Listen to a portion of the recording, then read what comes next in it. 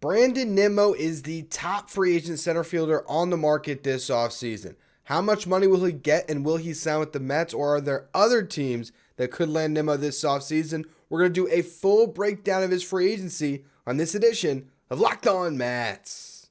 You are Locked On Mets, your daily New York Mets podcast. Part of the Locked On Podcast Network, your team every day.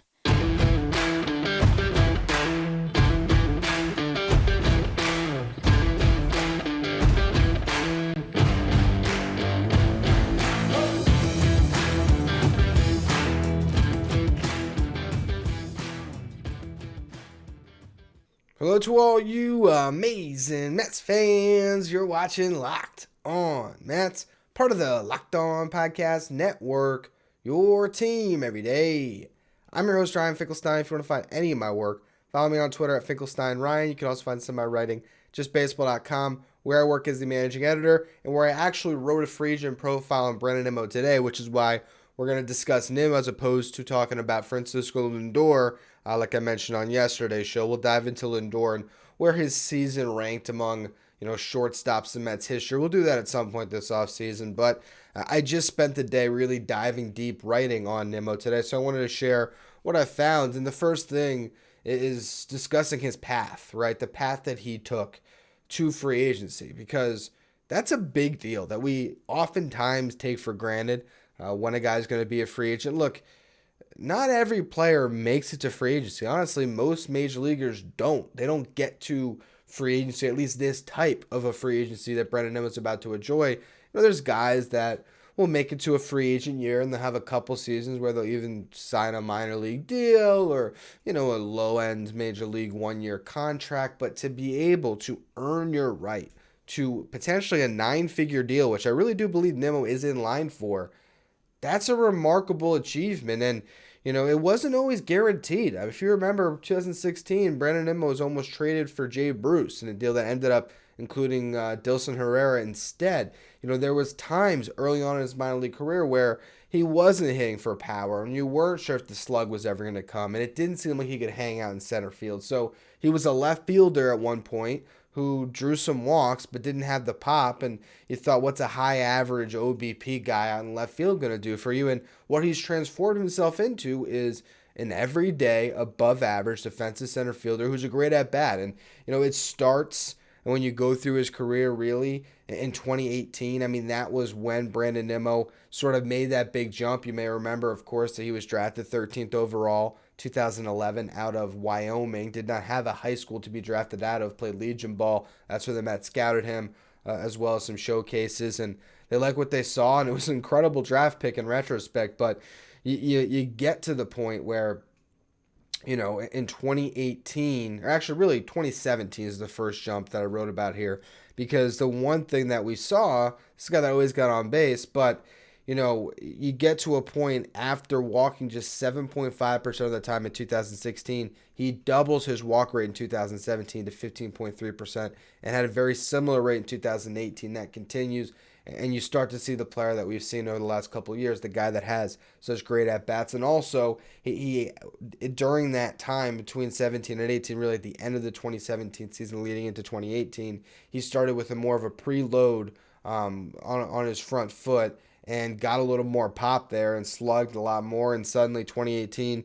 he hits 263, 404 on base, 483 slugging, 17 homers, 77 runs scored, a 148 WRC plus, and he leads the Mets in 2018 with a 4.8 F4. There was not a single position player on the Mets in 2018 that had a better season than Brandon Nimmo. 2019, you were expecting a lot from him. If you remember, Jeff McNeil and Nimmo sort of burst onto the scene. Nimmo more to a larger extent.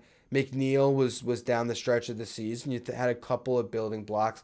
The Mets were aggressive. They got Cano, they got Jed Lauer, they got Wilson Ramos. It was a whole new team, and Nimmo was supposed to be a big part of it in 2019. And he just wasn't, and you looked at, and the slash line, it wasn't great. He hit 200, 344 on base, 323 slugging, 46 games played. That was all in the early part of the season, right? This is April and May, but he was dealing with a neck injury, a bunch of neck stiffness. They finally put him on the injured list. He doesn't come back until September. When he does get back on the field, suddenly we saw the Brandon Nimmo of 2018, the guy that we've now seen over the last 3 seasons. He hit 261, 430 on base, 565 slugging in September, 5 home runs, 15 RBIs. That kind of carries over, but you look at his numbers, 2016 through 2019, not a bad offensive player, still a 130 WRC plus, which again measures hitters based on a league average of 100, so 30% better than your league average hitter. His career WRC plus is 134. Got on base at a 387 clip. The difference is he started to walk a little bit more, but more importantly, he got a little more pop and he started to strike out less, which was the big deal because across his first 4 seasons, he was set down on strikes 27% of the time.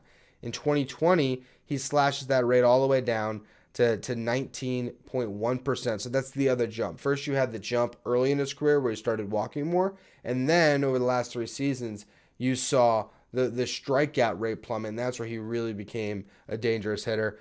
8 home runs in 55 games played in the shortened season in 2020. A 404 on base percentage and a 149 WRC plus, so 49% better than your league average hitter. 2021 dealt with injuries again. Did not play 100 games, just over 90. He did play. When he was on the field, he was good, 292. Batting average 401 on base, 437, slugging 137 WRC plus, and he improved drastically out in center field, 4 defensive runs saved, 3 outs above average. Then you get to this year. This is the interesting one with Brandon Nimmo. Because you can make an argument that Brandon Nimmo, same guy that we didn't think was going to hang in left field, the same guy, or hang in center field, we thought he was going to be a left fielder because he couldn't play out in center. The same guy that Mets fans called a 4th outfielder. I right here can look into this camera with a straight face and say Brandon Nimmo had the best season of any center fielder in baseball in 2022. And with that, I think you could see a pretty big contract for him moving forward. So what we're going to do next here is we're going to dive into where he could land and also, the facts that the season that he just put up and why that's going to make him so attractive. And then we'll look at how much money he could make to close out the show. Before we get to any of that, though, I don't know about you, but I hate wearing dress shirts. They're often uncomfortable, whether the material feels bad in your skin or they can feel super tight, and they're just impossible to find the exact right size for you that feels good, that you can be comfortable in. The dress shirt was due for a radical reinvention, and luckily Rhone stepped up to the plate. Their commuter shirt is the most comfortable, breathable, and flexible shirt known to man. Rhone's comfortable 4-way stretch fabric provides breathability and flexibility. It leaves you free to enjoy life throws your way from your commute to work or your 18 holes on the golf course. It's time to feel confident with a wrinkle-free shirt without the hassle, because with Rhone's wrinkle release technology, the wrinkles will disappear as you wear the shirt throughout the day. It's that easy. It also comes with their Gold Fusion anti-odor technology that'll leave you smelling fresh and clean all day long. And on top of that, Rhone is 100% machine washable, so you can ditch the dry cleaner altogether. The commuter shirt can get you through any workday and straight into whatever comes next. Head to Rhone.com/lockedon and use the promo code LOCKEDON to save 20% off your entire order. That's 20% off your entire order when you head to Rhone, RHONE.com/lockedon. Use the code LOCKEDON. It's time to find your corner offer's comfort with Rhone. Now, if you're watching on YouTube, I have this beautiful On Today's Show graphic to the right of me. And second segment, I was going to talk about landing spots, as I sort of alluded to going into the break, but we're going to change up the order today, because before we talk about where he could sign, I want to go through his season and why I just said, best center fielder in baseball this year, because here he was batting atop the lineup for the New York Mets, who won 101 games, mind you, and he stayed on the field for 151 of them. That's the biggest thing. He's only had 2 seasons in his entire career where he's played over 100 games. You have 2018 where he played 140, and you have this one, 151. Career high in games played. And being on the field, that made Nimmo one of the most valuable center fielders in baseball based on the defense and the great at-bats he gives among all outfielders in baseball. Let's just even remove center fielders. Only 2 guys, had a higher F4. Aaron Judge, 11.5, higher than everybody. Mookie Betts, 6.6. you narrow it to center fielder. So if we call Judge a center fielder, that's better. Because he did play more games in center than in right this year. But we know moving forward, Judge is probably right fielder. Brandon Nimmo's 5.4 F4 was the best mark in all of baseball among center fielders outside of Judge and tied with Julio Rodriguez, the likely rookie of the year in the American League. So the third best mark and the top mark again among center fielders. He had 274, 367 on base, 433 slugging, 16 homers, and a 134 WRC plus, which matches his career mark, ranked in the 91st percentile in outs above average. So he was a top 10 percentile defender with 6 outs above average in center field. That's remarkable. Hits free agency at the right time because you look at the market and it's Nimmo then Kiermaier. That's a big drop off. Nimmo, 3 years younger. Kiermaier's 32, but has dealt with a lot of injuries recently. I mean, obviously with Nimmo that has been in its past, but Kiermaier's not the offensive player Nimmo is, and I think over a long-term deal, which I don't even imagine he would get a long-term deal, but even moving forward, you have to wonder how much longer will he be an elite defensive center fielder, where Nimmo is sort of on a upwards trajectory defensively. So it gets down to contract projection. Nimmo's tough because coming into the season, you'd think he'd be like a $15 million player, but then he put up the year that he did, and you look at the market around him, and you also think about the fact that his agent is Scott Boras now, and he's in the driver's seat with Brandon Nimmo. This is not Michael Conforto last year hitting free agency off a down season. This is, again, the guy when it comes to wins above replacement, the main stat that teams are looking at as far as, the direct correlation between WAR and pay. I mean, that's the main one. He's bringing you 5 wins in center field. That's massive, and teams will pay a premium for it. The contract number I came to, I based it off George Springer. Now, George Springer, a little bit different, right? When he hit free agency, while he was the top center fielder, similar, in a similar age, and also a very similar career arc, well, not career arc, but career stats. You look at, Springer's stats heading into free agency, 270 hitter, Nimmo 269, on base percentage 361 for Nimmo, 385, Springer 491 for the slug, Nimmo 441. So, quick math, 50 points difference on the slug, 24. So about 25 point higher career OPS, you would assume. But you look at WRC plus for their career, weighted runs created plus, 134 for each of them. Now, F4, Springer has been or was more valuable, 26.1. It was on the field a little bit more. Nimmo at 17.9 for his career. And also Springer higher profile. Won a World Series MVP, obviously winning the World Series in 2017. 4 All-Stars, 2 Silver Sluggers. Nimmo does not have anything, no hardware yet in his career, but still coming off a really good season, a 5 F4 season. While Nimmo doesn't have the home run power, Springer 174 career home runs when he had free agency, Nimmo 63. I don't know what that matters. I mean, you're talking about a defensive center fielder. 1, Nimmo, I think, is a better defender than Springer was when he hit free agency. But 2, there's just that lack of options in the market. And because of that, you look at the 6 years, $150 million that Springer got, and I don't know if it's that crazy to assume that Nimmo's going to get a contract close to that. Now, I could be way off. I might be off base. I don't know. There might not be a whole slew of teams that are ready to pay him north of $20 million a year, but I find it hard to believe that he can't make that. And in my article for Just Baseball, I projected the contract at 6 years, $144 million, $24 million a year, just a shade below what Springer got. I think that he's going to at least get 20. So on the low end, I'd say, 5 for 100 is probably the low end of what he'd get. And I think that, 6 for 144 is maybe closer to the high end. Maybe 150 is the max. But I don't think that that's as crazy as it might have seemed a year ago. That Nimmo could make $24 million a year and then he could find a 6-year deal. That's the thing, though. How many years does he want? Is Nimmo looking at this free agent opportunity as a guy who got hurt a lot in his career and saying, this is it. This is where I cash in, and this is the contract that takes me through my career? Or is he going to look to try to maximize his value throughout his career, take a shorter-term, higher AAV deal, and maybe look to test the market again? I want to explore that and also explore which team could give him that 6th year in just a minute. But first, a quick word from our sponsors. Now, in my article for Just Baseball, which you're going to be able to find in the episode description, whether on the podcast feed or on YouTube, I have 5 landing spots for Brandon Nimmo, which we're doing for all of our free agent profiles. And we've done a bunch so far if you want to check out justbaseball.com. I'm trying to think of recent ones. Josh Bell went up. Jose Quintana, a couple more. Trey Turner is up. So these are good gauges of, the market and who's out there. 5 landing spots, though, I put for Brandon Nimmo. The first one, the Mets. I mean, that's obvious. I still would say that maybe it's 60-40 that he goes to stays. I still think there's a good chance that he comes back in a Mets uniform. And also, I could see him coming back at a discount. If the Mets do him right, and let's just say he's really hell-bent on a 6-year deal, could I see Nimmo signing a 6-year, $120 million contract to stay with the Mets? Or maybe even, who knows, maybe he's even more generous.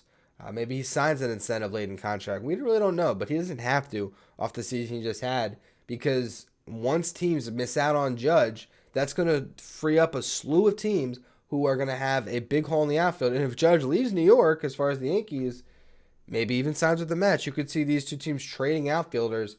I could see the New York Yankees being pretty heavily in on Brandon Nimmo, and because he has that pull side power, that's where he does drive the baseball. Sort of has the perfect swing for Yankee Stadium, what lefty doesn't. His on-base percentage, they just had a playoff run where the offense fell apart. He just performed pretty well in the Mets' lone, 3-game series. But I think he showed that he can rise to the big moment. And a guy that struck out 17.2% of the time this year, considering the strikeouts in that lineup, they would probably welcome it. Even if they kept Judge, I could see them wanting a Brandon Nimmo. Now, apparently the San Francisco Giants, they had a report yesterday, they will not be outbid for Aaron Judge. Well, if that's the case and they're in the National League, Steve Cohen might as well drive up the price and just make them pay an exorbitant amount of money to get Aaron Judge then. If they will not be outbid, I have a feeling that Steve Cohen has deeper pocketbooks than the Giants, and if he wants Aaron Judge and Aaron Judge is leaving the Yankees, I still think the Mets have a good shot at him. But again, that's a topic for another day. For now, though, Giants looking like a pretty ideal landing spot. They're the betting favorite if he were to leave the Yankees. But if they don't get Judge, let's say Judge lands with the Mets or Judge returns to the Yankees, the Giants could circle the wagons on Nimmo. He would be a perfect fit in their outfield. Makes a lot of sense. Another option I put in here, Chicago White Sox. They have Luis Robert, who has been dealing with injuries. Was healthy in 2020. Had a really good 2021, but was hurt. This year was hurt again. He's played 166 games over the last 2 seasons. He could benefit by moving into the corner, a little less strenuous to be out in center field every day. They could maybe mix and match those guys a little bit, but it makes some sense. And they have spent money in the past, so I could see Nimmo signing with the White Sox. Now, the team, though, that I actually projected Nimmo to land in my profile, and that might have partially been, look, I'm writing for a website that's not just Mets based, and as the Mets guy, sometimes you don't want to show the bias and just say, yeah, he's coming back to the Mets for sure. So maybe I was hedging, I don't know, but the team that just makes sense to me, the team that could give Brandon Nimmo the 6-year deal that he wants, because there's a chance that the White Sox, the Giants, the Yankees, even the Mets might look at Nimmo's injury history and try to get him on a 4-year deal. Maybe it's a 4-year, $100 million deal. He gets $25 a year, but only over 4. These teams could be very concerned about what Nimmo's going to look like in his mid to late 30s. The Colorado Rockies aren't going to care about that because, look, they just signed another guy with some questionable injuries, and Chris Bryant, who ended up being hurt all year this year, to a 7-year deal that he wouldn't get anywhere else, a 7-year, $182 million contract. Could they be the team that overpays Nimmo? Could Scott Boras be on the market saying the price tag is set in stone, 6 years, $150 million, and no one's budging but the Rockies? We could see it, but here's the thing. There's also the hometown tie for Brandon Nimmo, who grew up in Wyoming, and the Rockies were, by proxy, his designated team. He was a Rockies fan. He could move close to home, and he could make a boatload of cash and be a franchise player out there. He's not going to do much winning, I don't believe, but you never know. So I could see that one actually happening. Brandon Nimmo signing with the Colorado Rockies, and then him and Chris Bryant can spend the next 6 years trading places on the injured list. I could see that. But I hope he stays with the Mets. Ultimately, the Mets are going to have a hard time replacing Brandon Nimmo. I think that if there was one team that he would take a little bit of a discount for, it would be the Mets. Maybe they can get him closer to that $20 million a year, or maybe they can get him on a shorter deal than he would get elsewhere. I don't necessarily know all the parameters that could be in play here, but the bottom line is Brandon Nimmo's about to get paid, and rightfully so, after the season he had. And you look at the career numbers, and the guy just has been a great offensive player basically from jump. After his rookie season, he was just solid. And the fact that he has improved every year defensively, and we've seen little tweaks to his game offensively, he's a guy that you can bet on to get better in his 30s. I think that his prime is really, this was the first year, and maybe he's got 4 more years of prime left in him. And so if any team signs him to a 6-year deal, I'd say they're getting a player that will probably perform pretty well on that contract, assuming he can continue to build off the health he showed this season. But that's going to be all for today's edition of Locked On Mets. We're going to do prospects tomorrow, but I've waited long enough. We're not going to dive directly into the trade package it would take to acquire Shohei Ohtani, or the contract it would require to sign Aaron Judge. Instead, which dream scenario do you prefer? Shohei Ohtani or Aaron Judge? That's going to be the last show of the week, so make sure you follow, rate, and review wherever you get your podcast. Make sure you follow me on Twitter at Finkelstein Ryan. Follow the show at Locked On Mets. Thank you for making Locked On Mets your first listen every day, now for your second listen. Check out Locked On Sports today. It is the biggest stories of the day across all of sports, plus instant reaction from other hosts, big game recaps, and the take of the day available on the Odyssey app, YouTube, or wherever you get podcasts.